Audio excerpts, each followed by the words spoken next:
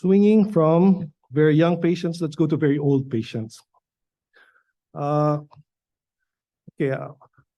older I got, the more that people in my medicine class were concerned about dementia. We talked about dementia a lot. But the people who were doing the talking were the neurologists, because when you talk about dementia, you're usually talking about a degenerative condition, which is not surgical. There are relatively few conditions which will cause dementia, which are surgical, primarily surgical, and only one of them is considered curable, and that is idiopathic normal pressure hydrocephalus. So let's talk about idiopathic normal pressure hydrocephalus. And when we talk about idiopathic normal pressure hydrocephalus, we're lucky because a lot of people have been talking about idiopathic normal pressure hydrocephalus. There are two very good guidelines for managing NPH. One of them was written by the Congress of Neurological Surgeons. That was written back in 2005 and has not been updated yet that I'm aware of. And the other is written by the Japanese Society of Normal Pressure Hydrocephalus, which is regularly updated. The last update happened in 2021. So what is idiopathic normal pressure hydrocephalus? Well, it's hydrocephalus, which is idiopathic, which means that there is no underlying cause. You recognize it by Hakim's triad of gait disturbance, dementia, and urinary incontinence, and you treat it by diverting CSF. And so it looks like it's a complete definition, because we have the radiology, we have the diagnostic you need to do, we have the clinical picture that you have to recognize, and we even have the treatment which is recommended. So why is it controversial? It's controversial because, as the Congress of Neurosurgeons said, it is complicated by a very variable course, and your patient is old and has a lot of comorbids, so you're never sure of your diagnosis. And the Japanese will tell you that you only diagnose normal pressure hydrocephalus after you have treated it successfully. If you don't treat it successfully, then you don't know what you're dealing with. So there's controversy about diagnosis, management, the diagnostic criteria. It seems to be a simple topic, but it's really quite controversial. Now, the history of this disease started when a resident, like you guys, recognized that there was a triad of patients who were presenting a triad of dementia, gait disturbance, and incontinence. And Solomon Hakim said that this was a Hakim's triad and that the patients would get better if they were shunted. Hakim believed that the reason that patients with normal pressure hydrocephalus would deteriorate was because when the ventricles expanded, it stretched the neural tracts, and therefore the patients deteriorated. Although there have been several streams of pathophysiology which are looked at, and the current philosophy about normal pressure hydrocephalus is that it's a multifactorial thing. There are many factors, but again, the ventriculomegaly, when the ventricles expand, it stretches the tracts, and that is the final straw. That is what makes you finally symptomatic. Now, is it a common disease? Maybe. The incidence of normal pressure hydrocephalus is believed to be 2 to 6% among dementia patients who have dementia, but it's widely stated that it is probably underdiagnosed. If you go, the Norwegians did a community study where they diagnosed normal pressure hydrocephalus by looking at the clinical syndrome, and they said that it's rather common, 21.9 out of 100,000. The Japanese diagnosed normal pressure hydrocephalus through a more stringent or stricter criterion, and they said it's 2.9% of patients who are 65 and above. So it's still a very common disease. And again, just like abusive head trauma, the more you look for it, the more you will find it. These are figures from a German insurance company, and you'll see that in 2003, nobody was making insurance claims for normal pressure hydrocephalus, whereas by 2012, it had gone up to 1.36, which was just as common as glioblastoma. So you're talking about a disease which is as common as the glioblastoma.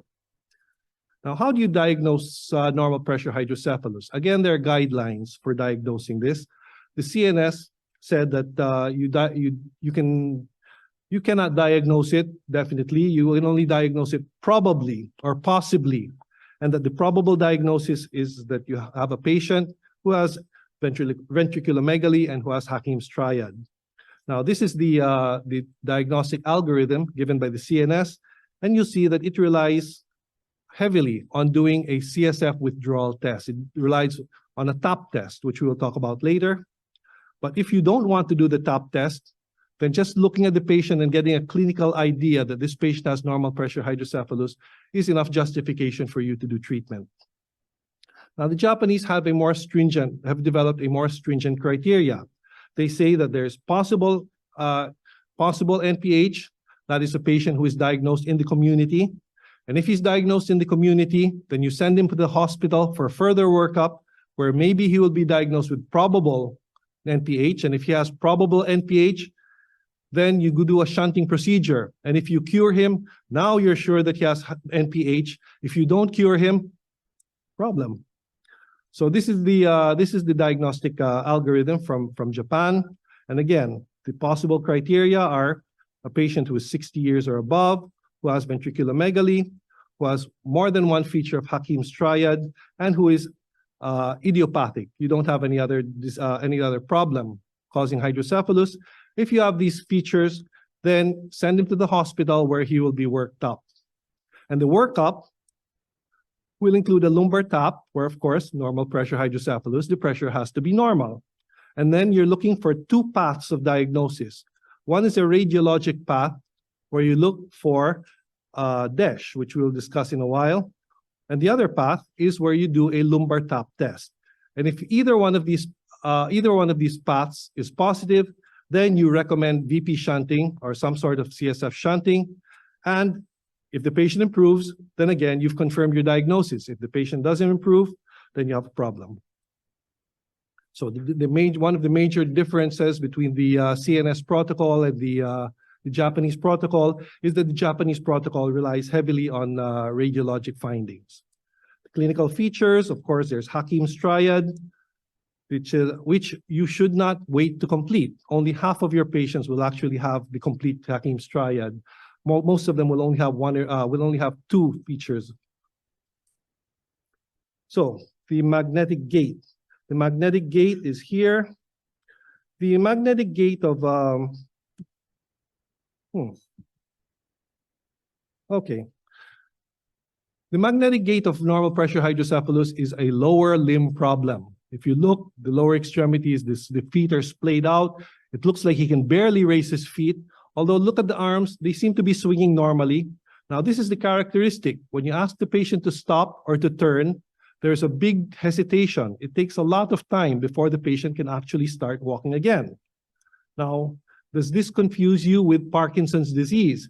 Yeah, it is easy to confuse with Parkinson's disease, especially since Parkinsonism is so common in normal pressure hydrocephalus that some people say that it is part of normal pressure hydrocephalus. The dementia is also confusing. In general, I talked to a psychiatrist before, and she said, normal pressure hydrocephalus, those patients are slow. Alzheimer's patients, those patients are forgetful. But don't bother about making the distinction because often they will overlap. A lot of patients who have normal pressure hydrocephalus will also have Alzheimer's disease. And they'll also be uncooperative. The majority of patients will either be apathetic or uncooperative. Even the urinary urge, even the incontinence is a little easy to confuse because it's not really incontinence, it's urinary urgency. When the patient has a first urge to void, he cannot stop it. But the patient is aware that he's having an accident, he's embarrassed. And if you look at this, if you look at the description, it's easy to confuse with prostatic disease, especially since your patient is usually in his 60s. So how do you diagnose it radiologically? Of course, you look for ventriculomegaly, and you look for what the Japanese call the disproportionately enlarged subarachnoid space hydrocephalus, or DESH. Now, what is DESH? DESH is where the convexity, the upper convexity is very tight, but the sylvian fissure and the base is very loose, so it's disproportionate. And the Japanese are so convinced that DESH is a feature of normal pressure hydrocephalus that they want to change the classification of normal pressure hydrocephalus into DESH hydrocephalus and non-DESH hydrocephalus. And they say that when you have non-DESH hydrocephalus, your chances of success are lower because you're not dealing with normal pressure hydrocephalus, you're dealing with something which is called adult onset congenital hydrocephalus. And if you have DESH hydrocephalus, then this will actually correlate with a better response. In fact, if you have the DESH pattern, but your patient does not yet have the symptoms of normal pressure hydrocephalus, you wait a while because this patient will develop normal pressure hydrocephalus symptoms in a few years.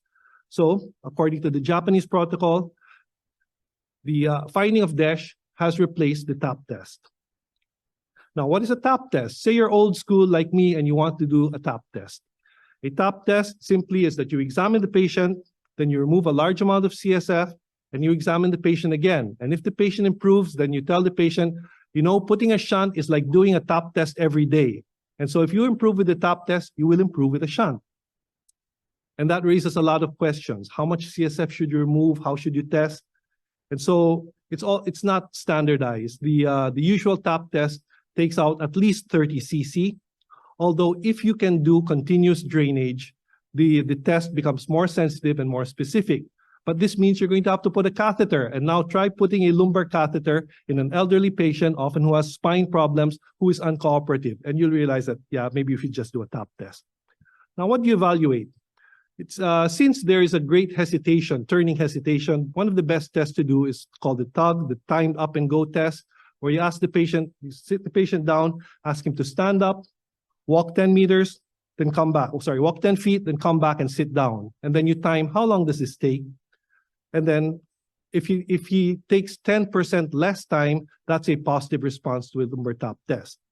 Now, in dementia and incontinence are harder to evaluate. You might have to do you might have to give this patient a log, especially if you're if like us, where you're counting the days of the patient's admission.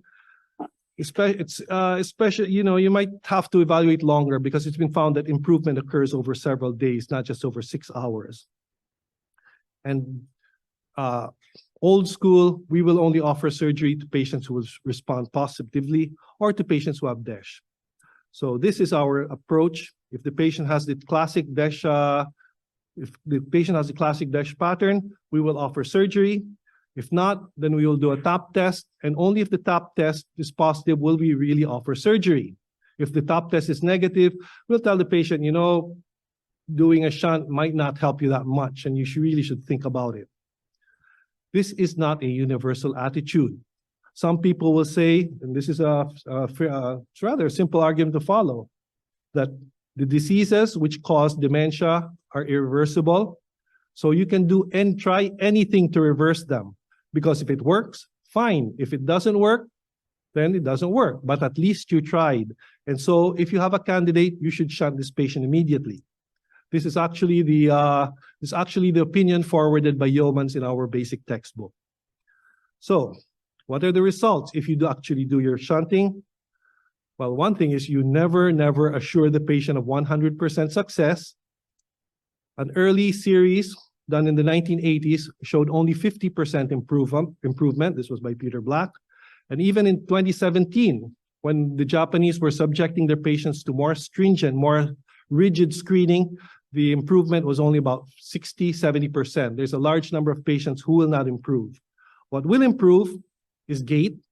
Gait improves quite significantly. Continence will improve somewhat. And sadly, dementia seems to improve the least. The most important thing that we're trying to treat improves the least. However, the patients will often say that they're happy. Even if you test them and there's no improvement in their IQ, they will still say, yeah, the surgery was worth it. Although you have to be aware that it comes at a high complication rate. This is a large meta-analysis which showed that when you accept patients for shunting for normal pressure hydrocephalus, 6% are going to be reoperated on, and 20% are going to be readmitted. In fact, another study shows that a significant number, 14%, might actually die from the procedure. Remember, you're dealing with old patients. The biggest complication, of course, is overdrainage, which leads to subdural effusions or subdural hematomas. And so this complication is so common that the neurologists, our colleagues, actually came up with a statement in 2016, which said that we should call for a moratorium on shunting procedures until the neurosurgeons are sure about what they're doing. because the morbidity is just too high. But they're neurologists. So when you decide to operate, what operation do you do? Like most of the neurosurgeons in the world, I will put in a ventriculoperitoneal shunt and I will use a programmable valve. It costs more than a conventional valve, but I think it's worth it. Does it give you better results? I can show you several meta-analyses which say that in the end, the result, no, it doesn't give you better results. However, when you get the complication of overdrainage, it is a lot easier to treat if your valve is programmable. All you have to do is increase the pressure, and a lot of the time, the subdural effusion will go away without surgery. Now, if your patient is obese and normal pressure hydrocephalus is associated with obesity, maybe think about doing a ventricular atrial shunt, because anyway, your patient isn't going to grow anymore. You don't have to worry about lengthening your shunt. The Japanese are also rather worried about CSF, about puncturing the brain, which leads to intracranial hemorrhage. And so the #1 operation in Japan now is lumboperitoneal shunting, not ventricular atrial shunting, which they found is just as effective as ventricular peritoneal shunting. Overdrainage is the major problem in normal pressure hydrocephalus. So this is something I came across, but which I have not been able to try because it's just not available yet in the Philippines, and that is the use of a gravitational valve. A valve which, when the patient sits up, the drainage of CSF goes down, and so there's a less tendency to drain, to siphon CSF out, and to lead to an effusion or a hematoma. And well, people are saying that the gravitational valves are going to be the new standard of care. We'll have to keep an eye on this, but like I said, it's something which I haven't been able to try yet.